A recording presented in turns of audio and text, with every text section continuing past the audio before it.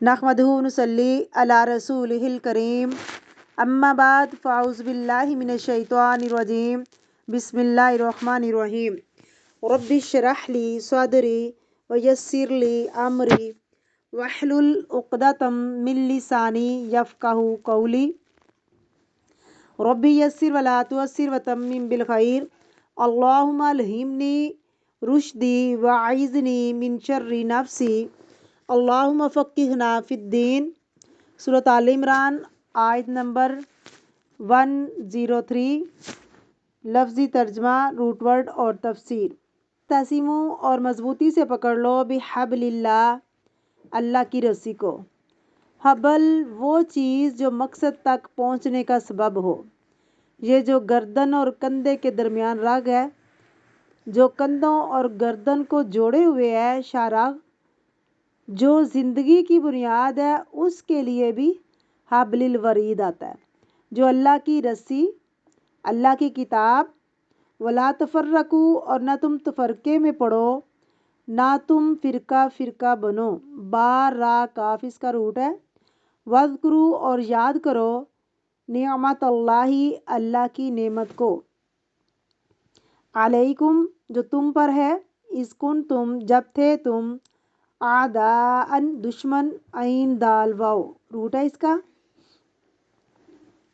فألف تو اس نے ڈال دی، بین قلوبکم درمیان تمہارے دلوں کے، فاصبحتم تو ہوگے تم، بنعمتہ اس کی نعمت کی وجہ سے، اخوانا بائی بائی۔ عربی میں اخوت کا جو کنسیپٹ ہے اور اخوان کا یہ کہ دو چیزوں کا باہم مل جانا۔ اخوان کا مطلب ہے دو چیزوں کا باہم مل جانا۔ قران کا مطلب ہے مل جانا، حج قران ایک ہی احرام سے حج عمرہ کرنا۔ ایک سفر اور ایک احرام میں دو چیزوں کو باہم ملا دینا۔ اور اسی طرح دو لوگ جب اللہ کے نام پر جمع ہوں تو کس طرح ہوتے ہیں؟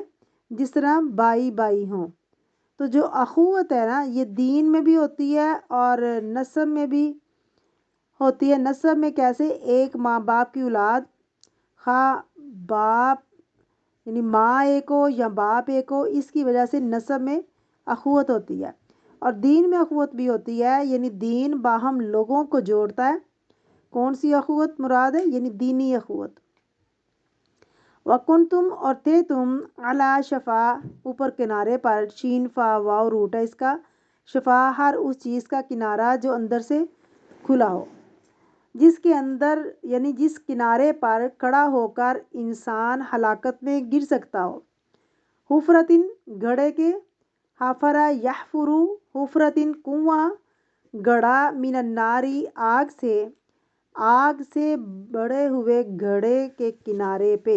فَأَنْقَذَکُم تو اس نے بچا لیا تم کو، نون کاف ذال اس کا روٹ ہے، ناقضہ کسی چیز کو خطرے یا ہلاکت سے بچانا، منہا اس سے، کذالک اسی طرح، یبین اللہ بیان کرتا ہے اللہ تعالیٰ، لکم تمہارے لیے، آیاتہ اپنی آیات، لعلکم تاکہ تم، تہتدون ہدایت پاؤ۔ تفسیر۔ بسم اللہ الرحمن الرحیم۔ وَاعْتَصِمُوا بِحَبْلِ اللَّهِ جَمِيعًا، اللہ کی رسی کو مضبوط پکڑ لو۔ کیا ہے اللہ کی رسی؟ حدیث شریف میں آتا ہے، قرآن اللہ کی شریعت، پچھلی آیات کی طرف اشارہ ہے، جمیعاً سارے کے سارے، ولا تفرقوا اور تفرقہ نہ کرنا، کیونکہ مسلمانوں کا اکٹھا ہونا، اجتماع جو ہے وہ ان کی حفاظت کا ذریعہ ہے، برکت ہے۔ ید اللہ فوق جمع، اور اختلاف اور نفرتیں، عداوتیں، حسد عذاب کی شکل ہے۔ وَاذْكُرُوا نعمت اللہ کی نعمتوں کا ذکر کرو۔ ذکر زبان سے بھی ہوتا ہے اور دل سے بھی۔ کون کون سی نعمتیں؟ ساری نعمتوں کو یاد کرنا چاہیے اور اللہ کا شکر ادا کرنا چاہیے، اور خاص طور پر دین کی نعمت، قوت کی نعمت جو ہے اس کو یاد کرنا چاہیے۔ اگر اللہ تعالیٰ نے قوت دی ہے، صحت دی ہے یا دین جیسی نعمت عطا کی ہے تو اللہ کا بہت زیادہ شکر ادا کرنا چاہیے۔ وَاذْكُرُوا نعمت اللہ علیکم، ایک اور جگہ پہ قرآن پاک میں آتا ہے کہ وہ اللہ جس نے اپنی مدد کے ذریعے تمہاری تائید کی اور مومنوں کے ساتھ، تو یہ بھی ایک نعمت ہے۔ اِذْ كُنْتُمْ أَعْدَاءً، جب کہ تم مکہ میں ایک دوسرے کے دشمن تھے۔ مکہ میں قریش اور حوازن کی چپکلش تھی، لڑائی جھگڑے فساد تھے۔ مدینہ میں گئے تو وہاں اوس اور خزرج تھے۔ عربوں میں بے شمار لڑنے والے جھگڑالو لوگ تھے، بات بات پہ لڑ پڑتے تھے، کبھی پانی پہ جھگڑا، کبھی کسی اور چیز پہ لڑتے، کبھی گھوڑا دھرانے پہ جھگڑا اور کبھی پانی پلانے پہ جھگڑا۔ دو شخص آپس میں لڑ بیٹھتے تھے تو قبیلے میں وبال پھیلتا جاتا تھا، پورے کے پورے قبیلے اور نسلیں تباہ ہو جاتی تھیں۔ فَأَلَّفَ بَيْنَ قُلُوبِكُمْ، تو اس نے تمہارے دلوں میں الفت ڈال دی، دلوں کو ملا دیا، دلوں کو جوڑ دیا۔ اس میں بہت سی خوبصورت بات کہی گئی۔ کبھی بھی کسی شخص سے عداوت ہو، دشمنی ہو، دل پھٹے ہوئے ہوں تو مایوس نہ ہو، اللہ دلوں کو جوڑتا ہے۔ دلوں کو جوڑنا اللہ کا ہی کام ہے۔ کس کے ہاتھ میں ہے دل؟ اللہ کے ہاتھ میں ہے۔ اللہ کے ہاتھ میں نفرتیں بھی اور محبتیں بھی ہے۔ وہی ڈالتا ہے کسی کے دل کے اندر محبت اور نفرت۔ اللہ تعالیٰ نے آپ کے لیے محبت ڈالی ہے تو یہ اللہ نے ڈالی ہے، تو یہ اللہ کا احسان ہے۔ اگر کسی کے دل میں نفرت ڈالی ہے تو وہ بھی اللہ کی طرف سے ہے۔ جب اللہ کسی سے محبت کرتا ہے تو کیا کرتا ہے؟ اللہ جبریل علیہ السلام کو بلاتا ہے اور اللہ فرماتے ہیں جبریل میں اس انسان سے محبت کرتا ہوں، تو بھی اس سے محبت کر۔ تو پھر جبریل علیہ السلام آسمان والوں کو فدا دیتے ہیں، آواز دیتے ہیں، آسمان والوں اللہ اس سے محبت کرتا ہے، میں بھی اس سے محبت کرتا ہوں، تم بھی اس سے محبت کرو۔ اب یہ محبت جو ہے زمین پر اتار دی جاتی ہے اور لوگوں کے دلوں کے اندر محبت ڈال دی جاتی ہے، اور اس کو اپنا ذاتی معاملہ نہیں، دین کی وجہ سے جو ایک بھائی چارہ یا محبت یا دوستی وجود میں آتی ہے وہ شعوری کیفیت ہوتی ہے۔ انسان کے لیے ایک سوچی سمجھی سلیکشن ہوتی ہے اور پھر وہ اس کی نسبت کہیں زیادہ مضبوط ہوتی ہے جو خون کی بنیاد پر ہوتے ہیں۔ اس کے لیے ہم دو مثالیں اپنے سامنے رکھیں گے۔ ایک مثال انصار کی اور مہاجرین کی ہے۔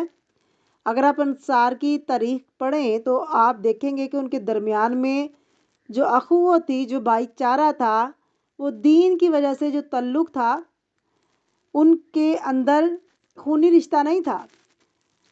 تو اس کو کوئی اپنا ذاتی کمال یا چیز نہیں سمجھنا چاہیے یا ہماری بڑی چاقت ہے، اللہ نے ڈالی ہے۔ اگر اللہ نہ ڈالے تو پوری دنیا کا مال اگر کسی کو دے دیں اور اپنی محبت خرید نہیں سکتے۔ ان میں جو کچھ بھی ہے سارے کا سارا بھی تم خرچ کر دو تو بھی ان کے دلوں میں محبت نہیں پیدا کر سکتے، یہ اللہ ڈالتا ہے۔ تو اللہ نے تمہاری دلوں میں محبت ڈالی ہے، فَأَصْبَحْتُمْ، تو ہوگے تم بِنِعْمَتِهِ، اس کی نعمت کی وجہ سے، اسلام کی وجہ سے، اخوانا، بھائی بھائی، آپس میں تم ایک دوسرے کے بھائی بھائی بن گئے۔ تو دو چیزوں کے ملاپ کو کیا کہتے ہیں؟ اخو۔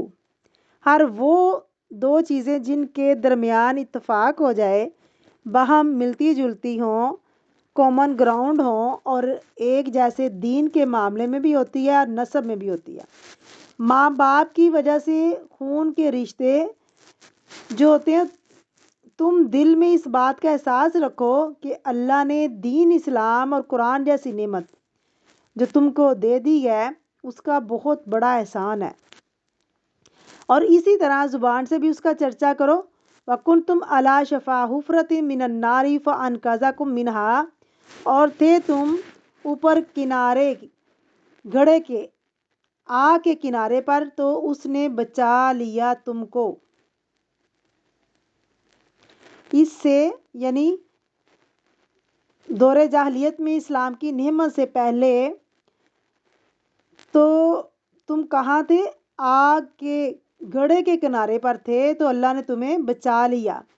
اور دور جاہلیت میں صرف یہ نہیں تھا کہ وہ کفر کی حالت میں تھے، بلکہ کفر کی وجہ سے جو خرابیاں اور فسادات اور باہمی تعلقات تھے، ان کی وجہ سے جو جھگڑے اور لڑائیاں تھیں آپس کی، وہ ایک دوسرے کو ہلاک کیے جا رہے تھے، یعنی دنیاوی اعتبار سے وہ خسارے میں تھے باہمی لڑائیوں کی وجہ سے، اور آخرت کے اعتبار کی وجہ سے وہ کہاں تھے؟ خسارے میں۔ کذالک یبین اللہ لکم آیاتہ لعلکم تہتدون، اور اسی طرح اللہ تعالیٰ تمہارے لیے اپنی آیات کو بیان کر رہا ہے تاکہ تم ہدایت پاؤ، تمہیں راستہ ملے کہ کون سا راستہ درست ہے، کیا یہ راستہ درست ہے۔ تو بنیادی طور پر اس آیت میں اللہ سبحانہ و تعالیٰ نے جس چیز کا حکم دیا ہے کہ تم اللہ کے نام پر ایک ہو جاؤ، آپس کے جو اختلافات ہیں ان کو ختم کر دو، آپس میں اختلاف نہ کرو، اللہ کی نعمت کا ذکر کرو، یعنی اس کا شکر کرو، اس نعمت کی قدر کرو، اور اس دین اور نعمت قرآن کے ملنے سے پہلے دور جاہلیت میں جو تم تھے اور تمہاری زندگیوں میں جو تکلیفیں تھیں، اللہ رب العزت نے اسلام کی وجہ سے وہ ساری دور کر دیں، اور آپس کے اندر تمہیں پیار اور محبت کرنے والا اللہ نے بنا دیا، یعنی تمہارے دلوں کے اندر اللہ نے الفت ڈال دی، محبت ڈال دی۔